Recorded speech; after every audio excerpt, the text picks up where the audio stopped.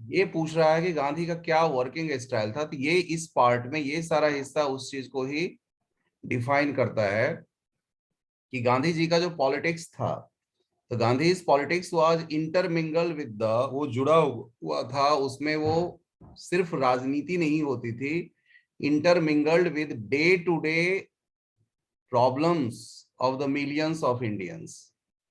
उसमें day to day problem शामिल होता था, उसको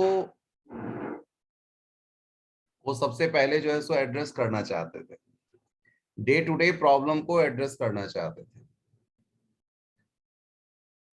कि अनजस्ट लॉज को अपोज करना ये उनका सबसे प्रमुखता में था। अनजस्ट लॉज को अपोज करना, he was ready to court arrest देने के लिए भी तैयार थे for breaking such laws and going to jail.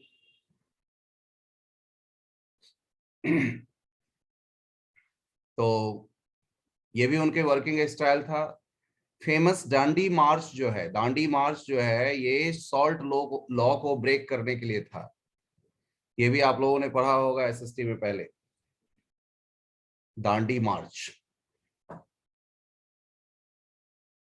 The resistance and disobedience, ये उनके व्यक्तित्व का वो हिस्सा था जिसमें वो पीसफुली चाहते थे ये सारा चीज हो,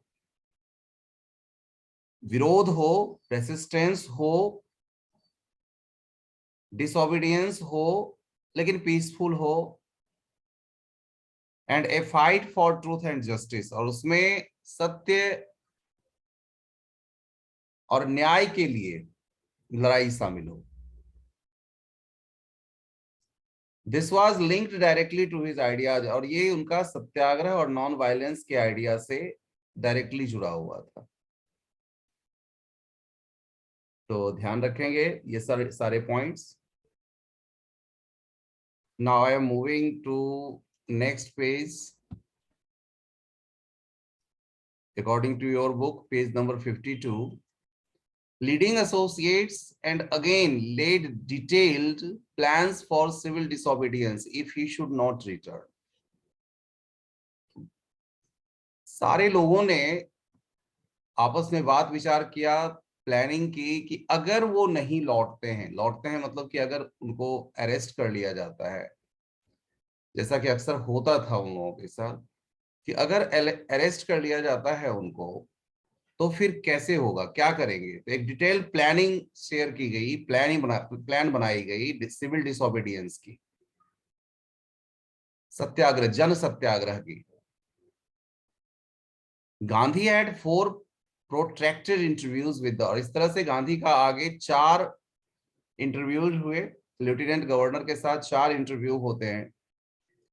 who as a result appointed, और उसका परिणाम ये निकला कि एक official commission of inquiry set up की गई इंडिगो शेयर क्रॉपर्स के स्थिति को भांपने के लिए, उनके सिचुएशन को रीड करने के लिए, समझने के लिए।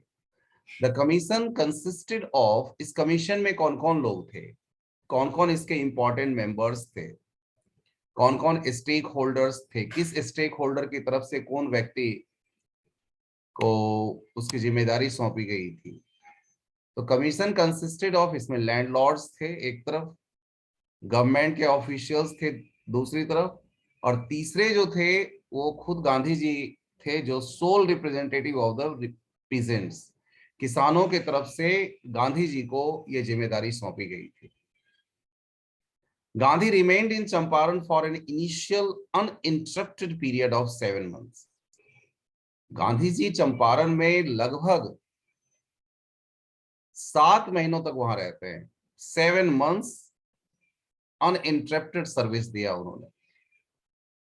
ये तो था इस प्रॉब्लम के लिए, और आगे भी वो रहते हैं। Then again for several shorter visits, बीच बीच में भी आते रहे।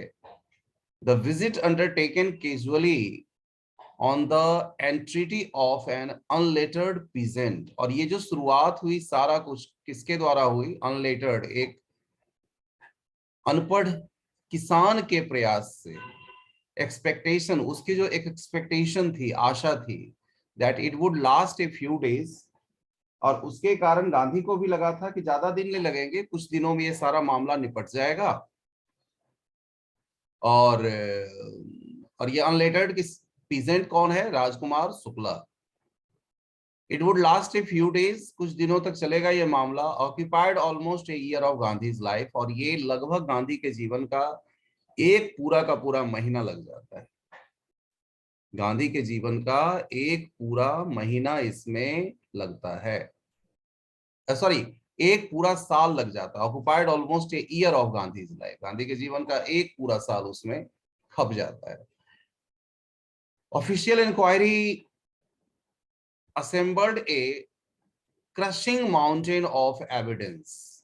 अब एविडेंस का एक पहाड़ सा खड़ा हो गया, सबूतों का पहाड़ खड़ा हो गया वहां पे, अगेंस्ट द, ये बिग बड़े बड़े जो प्लांटर्स थे उनके विरोध में बहुत सारे फैक्ट्स इकट्ठा हो गए वहां पे। And when they saw this, जब उन्होंने देखा ये सारा चीज, दे एग्रीड इन प्रिंसिपल, कम से कम प्रिंसिपल के तौर पर, मतलब कि सिद्धांत के तौर पर वो इस चीज को माने कि कुछ हुआ है गड़बड़। अब सवाल था गड़बड़ हुआ है तो to make refunds to the peasants, कि पीजेंट्स को रिफंड देना चाहिए, पीजेंट्स को, किसानों को उनसे जो पैसे लिए गए हैं उनको रिफंड वापस देना चाहिए। अब वो कैसे होगा? बट हाउ मच वी पे, जब ये प्रश्न उठा कि कितना हमें पे करना है, हमें कितना देना है, गांधी जी से पूछा कि कितना हमें पे करना चाहिए। They thought he would demand repayment in full of, अब उन लोगों के विचार अलग अलग थे। वो सोच रहे थे कि गांधी जी फुल रिपेमेंट की बात करेंगे, पूरे पैसे मांगेंगे वापस। The money which they had illegally, जिन पैसों को उन किसानों ने इलीगली, अन्यायपूर्ण तरीके से, डिसीटफुली, धोखे से जो एक्सटॉर्ट किया है, वसूला है शेयर क्रॉपर्स से, तो वो सारे पैसे देने पड़ेंगे। He asked only 50%, लेकिन उन्होंने सिर्फ 50% पैसा ही मांगा, जितना लिया उसका 50%, उन्होंने आधे पैसे दे दो। There he seemed adamant, adamant मतलब जिद पकड़ लेना, जिद्दी। तो यहां पर वो जिद्दी से दिख रहे थे। ये जे जेड हॉज, ये नाम भी एक आता है जे जेड हॉज, जो से अगर अमेरिकन स्पेलिंग से जे जी हॉज, ए ब्रिटिश मिशनरी इन चंपारण। ये अंग्रेज मिशनरी थे, यानी चर्च चलाते थे वहां पे। Who observe the entire episode eight close range, और ये व्यक्ति सारे एपिसोड को, सारे घटनाओं को बड़े नजदीक से देखा था। उन्होंने उस पर अपना बयान दिया, अपना बताया, अपनी बात बताई कि thinking probably that he would not give way, लोगों को ये लग रहा था कि शायद गांधी मानने वाले तो है नहीं, तो ये सोच के कि मामला जो है सो अटका का अटका ही रहे, मामला कभी शांत ही नहीं हो, उन्होंने 25% की बात कर दी। दो बातें इसमें रहता है इस चैप्टर में, एक 15% और एक 25%। 15% तो एक अरेंजमेंट, उस पर हमने काफी चर्चा किया था पिछले क्लास में। और इसमें ये 25% रिफंड की बात थी, कि जो पैसा लिया उसके रिफंड जो थे 25%, उसकी बात थी। तो 25% उनकी तरफ से, लैंडलॉर्ड्स की तरफ से रखा गया कि 25% हम वापस करेंगे। उन्हें लगता था यहां पर एक एक डिसिटफुली वो विचार रख रहे थे, एक सोच ऐसी थी उनकी कि गांधी तो मानेंगे ही नहीं, गांधी इस पर मानेंगे नहीं 25% पे, फिर क्या होगा, फिर मामला ऐसे का ऐसा ही फंसा का फंसा ही रहेगा, प्रॉब्लम ऐसे ही रहेगा। लेकिन उनको आश्चर्य तब लगा, thinking probably that he would not give way, the representative of the planters offered to refund to the extent of 25%. वो 25% रिफंड की बात रख दिए कि 25% ही अब हम दे पाएंगे। एंड टू हिज अमेजमेंट, और उनको आश्चर्य तब लगा जब उनके सारे प्लान धरे के धरे रह गए, कि mister Gandhi took him at his word, कि गांधी ने इस पर अपना वादा दे दिया, हाँ भाई ठीक है हम मान गए। इस तरह से ब्रेकिंग द डेडलॉक, इस प्रकार से डेडलॉक जो है सो समाप्त हुआ। जो एक प्रॉब्लम चली आ रही थी, उस प्रॉब्लम का अंत निकला। डेडलॉक का मतलब है समाधान निकल जाए। डेडलॉक ऐसे क्या होता कि सब कुछ ऐसा का ऐसा ही चलता रहता है, प्रॉब्लम वहीं की वहीं रहती। उस प्रॉब्लम को तोड़ा, उस डेडलॉक को तोड़ा गांधी ने। ये सेटलमेंट जो था अडॉप्ट किया गया। This settlement was adopted unanimously by the commission. बाद में कमीशन ने इस पूरे सेटलमेंट को एक्सेप्ट कर लिया, पूरे यूनानिमसली सबने एक स्वर में उसको हामी भर दी। Gandhi explained that the amount of the refund was, इस पर गांधी को किसी ने पूछा होगा तो गांधी ने उस पर अपना वक्तव्य दिया, अपनी सोच बताई कि क्यों एक्सेप्ट किया। तो उनका कहना था कि Gandhi explained that the amount of the refund was less important, कि कितना अमाउंट वापस हुआ है ये मायने नहीं रखता है वहां, less important than the fact that landlords had been obliged to surrender. ये लैंडलॉर्ड जो अपने आप को इनविंसिबल समझते थे, अजेय समझते थे, उनको लगता था हमारे ऊपर कुछ भी, किसी का कोई प्रेशर नहीं हो सकता है, हम अंग्रेज हैं, अंग्रेजी सरकार है, कानून हुकूमत सब कुछ हमारी है, तो कुछ भी नहीं होगा इनका, हम जैसे चाहेंगे वैसे करेंगे। ये जो था उनकी सोच कहीं ना कहीं बिखर गई थी, टूट गई थी। इसलिए कहते हैं कि रिफंड कितना मिला वो इंपॉर्टेंट नहीं था यहाँ पे। फैक्ट ये थी कि ये लैंडलॉर्ड झुके थे, ये सरेंडर किए थे। Surrender part of the money, पैसा तो अपनी जगह है ही है जो सरेंडर उन्होंने किया था। 25% ही बेशक देना पड़ा, वो तो था पार्ट ऑफ देयर प्रेस्टिज। पैसे के साथ साथ अपना जो उनका सम्मान था, जो गलत सम्मान को अपने दिमाग में उन्होंने बिठा रखा था, वो सम्मान कहीं ना कहीं उनका समाप्त हुआ, वो सम्मान कहीं ना कहीं उनका बिखरा था, वो खत्म हुआ था। और वही सबसे बड़ी चीज थी गांधी के नजर में, यही प्रेस्टीज जो उनका डाउन हुआ था, ये सबसे बड़ी चीज थी। Therefore, as far as the peasants were concerned, जहां यही वजह है कि जहां तक किसानों की बात है, the planters had behaved as lords। वो तो अपने आप को भगवान समझते थे, लॉर्ड समझते थे, above above the law, कानून से ऊपर अपने आप को समझते थे। Now the peasants saw that he had rights and defenders। अब गांधी ने अब इस एपिसोड से किसानों को ये लगा कि उनके भी अधिकार हैं और उनके भी अधिकार की लड़ाई लड़ने वाला कोई है, उनके मतलब कि किसानों के। इसलिए अब वो अन्याय जो कर रहे थे वो अन्याय नहीं चल पाएगा इनका।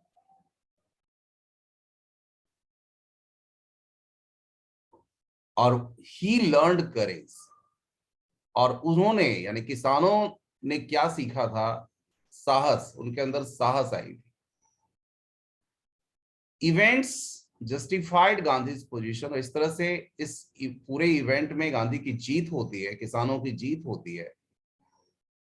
गांधी के इस पोजीशन को जस्टिफिकेशन मिली, उसको न्यायोचित स्थान मिला, ये सच्चाई की जीत के तौर पर देखी गई। परिणाम ये निकला within a few years, और आगे जो घटनाएं घटी, कुछ साल के अंदर ही the British planters abandoned their estates, British planters छोड़ के चले गए।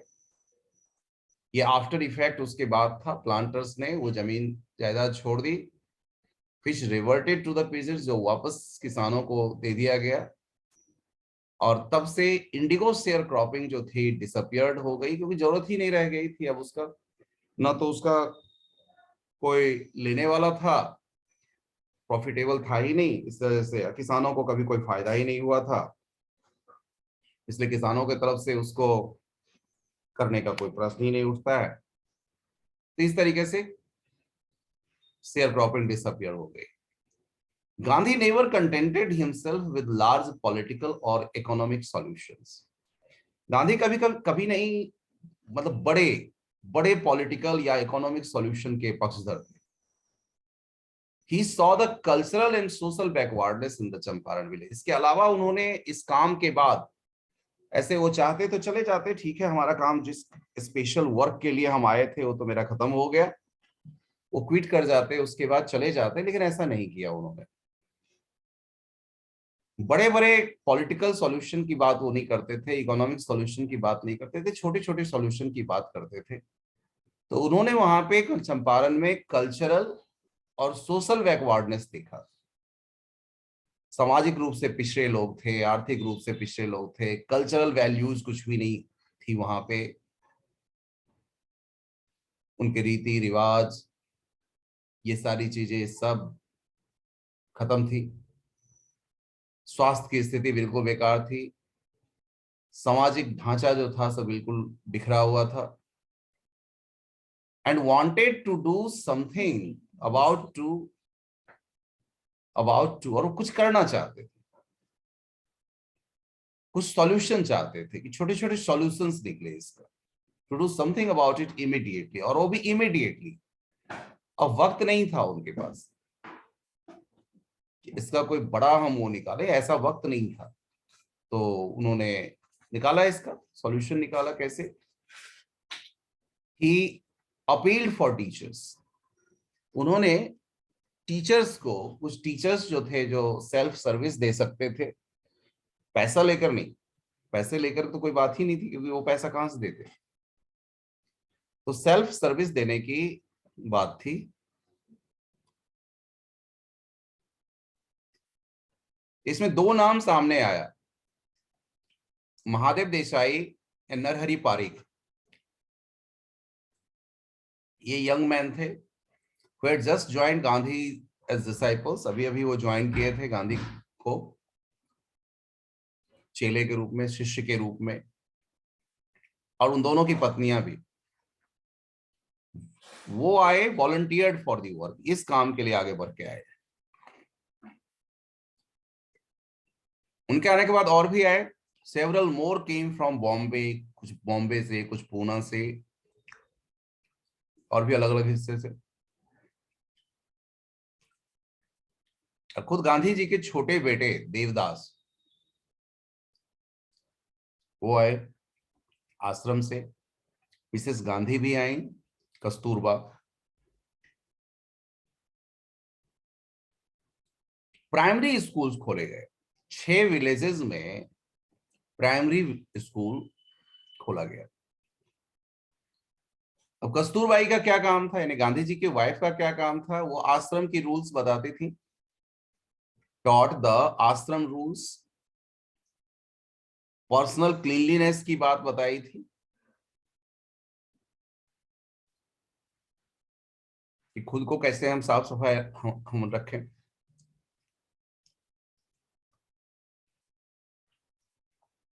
जिस तरह से आश्रम रूल और पर्सनल क्लीनलीनेस की बात बताती थी, कम्युनिटी सैनिटेशन की बात बताती थी।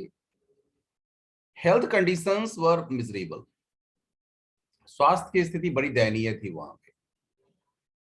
गांधी ने एक डॉक्टर को भी बुलवाया वॉलंटियर करने के लिए, उस सर्विस देने के लिए। वो दिन कितने अलग थे उसका आप अंदाजा पर्सनल तौर पे भी लगाइए। ह्यूमैनिटेरियन ग्राउंड पे बेटे सोचेंगे तो आपको लगेगा वो दिन कैसा था, किस तरह से उस समय में लोग जिंदगी गुजारते थे। कि दवाई के नाम पे 3 दवाई ही अवेलेबल थी, कैस्टर ऑयल, कुनैन और sulphur ointment.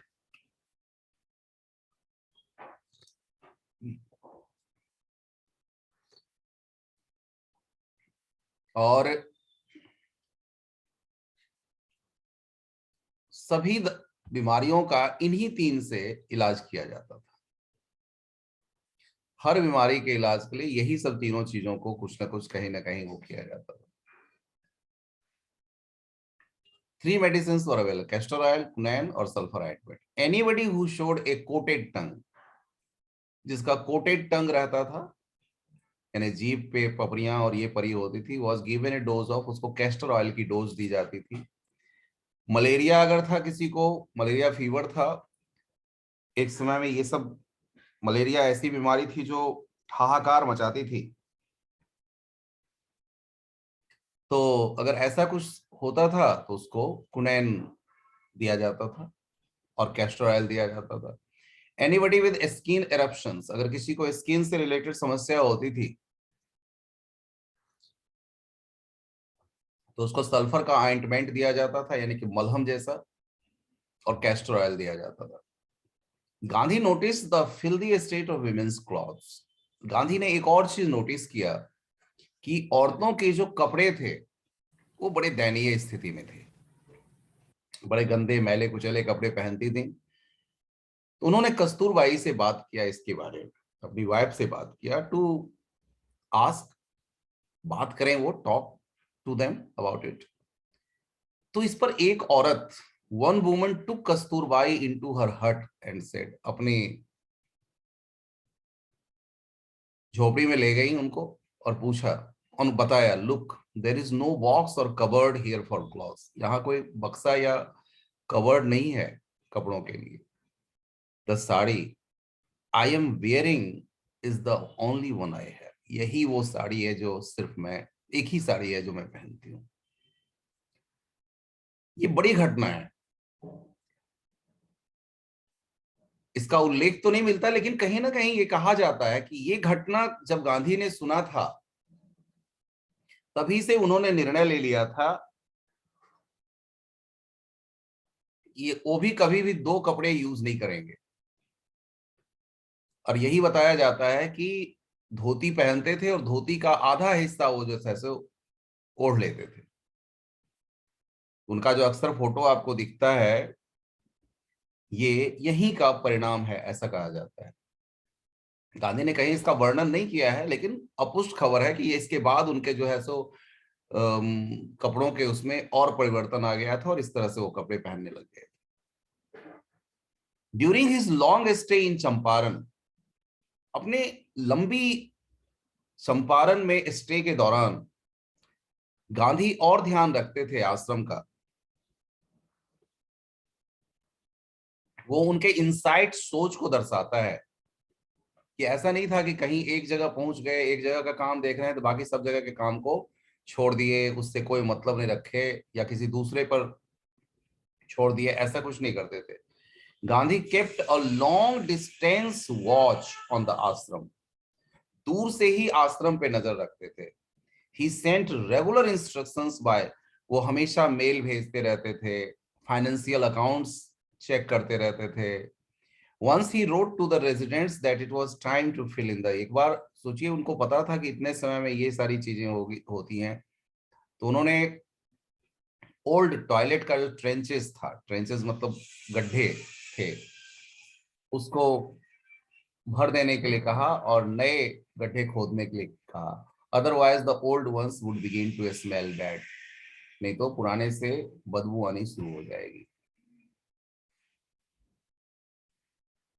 The Champaran episode was a, ये क्वेश्चन भी पूछता है, बहुत इंपॉर्टेंट, देखिएगा इस लाइन को एक्सप्लेन करने के लिए कहता है कि Champaran episode was a turning point in Gandhi's life. Champaran episode को अगर आप देखें तो ये टर्निंग पॉइंट माना जाता है, गांधी के जीवन का टर्निंग पॉइंट था। व्हाट आई डिड, जब पूछा जाता है आपने क्या किया, तो उसका एक्सप्लेनेशन उन्होंने इस तरह से दिया, वॉज अ वेरी ऑर्डिनरी थी। वो कभी भी ये नहीं बोले कि हमने बहुत बड़ा काम कर दिया, हमने वहां की समस्या को ऐसे हल कर दिया, कहा हमने कुछ भी ऐसा नहीं किया, बड़ी साधारण सी चीज थी। आई डिक्लेयर दैट, मैंने सिर्फ ये बात रखी, ये कहा that the British could not order me about in my own country, कि मेरे खुद के देश में ये अंग्रेज कौन होते हैं मुझे ऑर्डर, मेरे ऊपर ऑर्डर चलाने वाले। But Champaran did not begin as an act of defiance, लेकिन चंपारण कोई डेफियंस यानी कि विरोध करने के लिए स्वर उठाने जैसा नहीं था, ये विरोध के क्रम में नहीं था। It grew out of an attempt to alleviate the distress of large number of poor peasants. गरीब किसानों, एक बड़ी संख्या में जो गरीब किसान थे उनकी समस्या को ठीक करने के लिए ये उसका एक प्रयास था। दिस वाज द टिपिकल, और ये गांधी का टिपिकल पैटर्न था। His politics were intervened with the practical. उनकी पॉलिटिक्स में प्रैक्टिकल और डे टू डे प्रॉब्लम का अप्रोच ज्यादा होता था कि उसको कैसे हम ठीक करें। छोटी छोटी जो समस्याएं आती थी, उन छोटी समस्याओं का कैसे निराकरण हो, छोटी समस्याओं को कैसे हैंडल किया जाए। जब छोटी छोटी समस्याएं हैंडल हो जाएंगी तो बड़ी समस्याएं अपने आप ठीक हो जाएंगी, ऐसा गांधी जी का मानना है। तो day to day problems of the millions, his was not a loyalty to abstractions, it was a loyalty to living human beings. Gandhi का जो झुकाव था, गांधी की जो सोच थी, वो मैंने किन चीजों को, किस चीज का विरोध करना, किस चीज का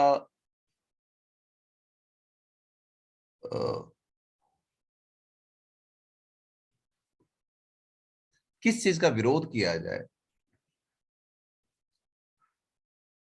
कोई मतलब ऐसी धारणा, जैसे एब्स्ट्रैक्शन, एब्स्ट्रैक्शन का मतलब होता है ऐसी धारणा जिसका वास्तविक कोई आधार होता है, जिसका आधार कोई वास्तविक व्यक्ति, वस्तु, सॉरी, या स्थिति नहीं हो, ऑपोजिट। यानी कोई ऐसी नहीं, एब्स्ट्रैक्शन नहीं जो सोची, मतलब एक सोच बन गई और उसके पीछे हम लगे, ऐसा नहीं था। वास्तविकता के पीछे वो देखते थे।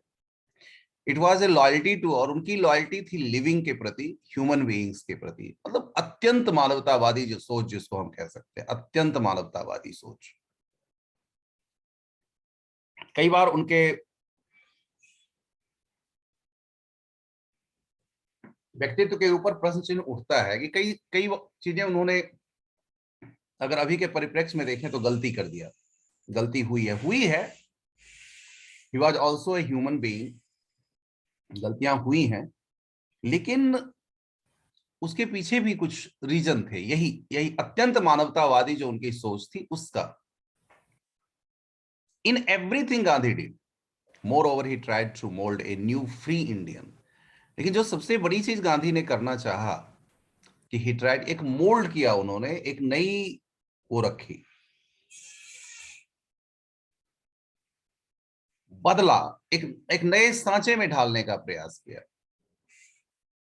नए सांचे में ढालने का प्रयास कैसे किया?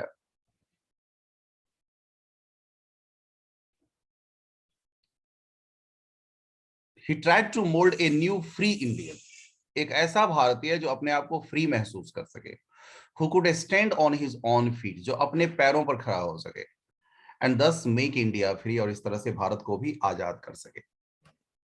Early in the Champaran action, Champaran के शुरुआती एक्शन में चार्ल्स फ्रियर एंड्रयूज, जो इंग्लिश पैसिफिस्ट थे, अंग्रेज थे और शांतिवादी थे, तो English pacifist who had become a devoted follower of, वो गांधी जी के शिष्य हो गए थे।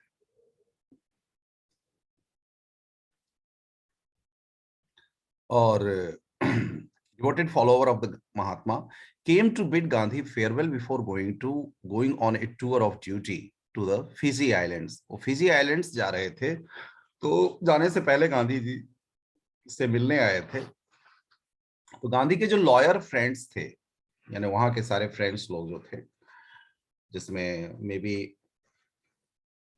राजेंद्र प्रसाद और भी जो वहां के लोग रहे होंगे, तो उन्होंने एक प्रस्ताव रखा, बताया कि क्या ये अच्छा नहीं होगा, Gandhi lawyer friends, that it would be a good idea for Andrews to stay, कि एंड्रयू जो है चंपारण में ही रुकें और उनकी मदद करें। उस इश्यू पे एक अंग्रेज होके वो ज्यादा अच्छे से चीजों को कर सकते थे। एंड्रयू वॉज विलिंग, एंड्रयू भी चाहते थे ऐसा करना, मदद करना चाहते थे अगर गांधी तैयार हो तो, बट गांधी वॉज वेहेमेंटली ओपोज्ड। लेकिन गांधी ने तो साफ ही इनकार कर दिया इस चीज पे, पूरी तरह से उन्होंने इनकार कर दिया।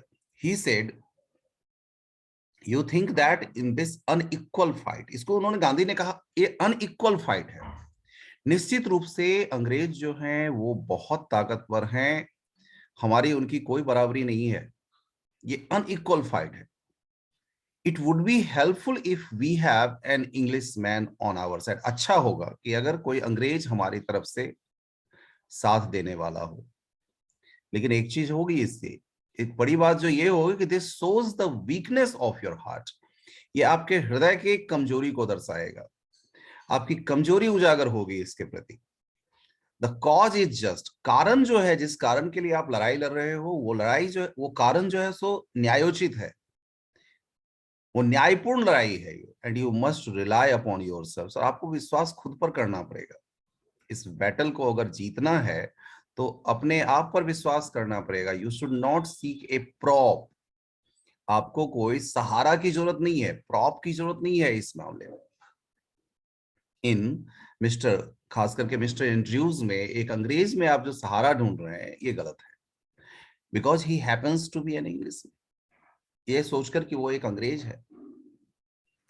और इस लाइन को राजेंद्र प्रसाद समझते हुए कहते हैं कि he had read our minds correctly, उन्होंने हमारे दिमाग को अच्छी तरह से पढ़ लिया था। Rajendra Prasad comments and we had no reply, और हमारे पास कोई जवाब नहीं था, कुछ भी इसका जवाब नहीं था गांधी जी को देने के लिए। एक कुछ सिखाना चाहते थे Gandhi, in this way taught us A lesson, और वो गांधी का ये इसमें एक शिक्षा देने का मंत्र था, वो था सेल्फ रिलायंस का। सेल्फ रिलायंस यानी खुद पर विश्वास करना, और उस लड़ाई को खुद से आगे बढ़ाना, खुद से लड़ना, खुद से जीतना। सेल्फ रिलायंस, आत्मसंतुष्टि, आत्मविश्वास, Indian independence and help to sharecroppers were all bound together. ये तीनों चीजें एक दूसरे से जुड़ी हुई हैं, इसको अलग नहीं देखा जा सकता है, अलग नहीं किया जा सकता है। और दिस इज योर चैप्टर।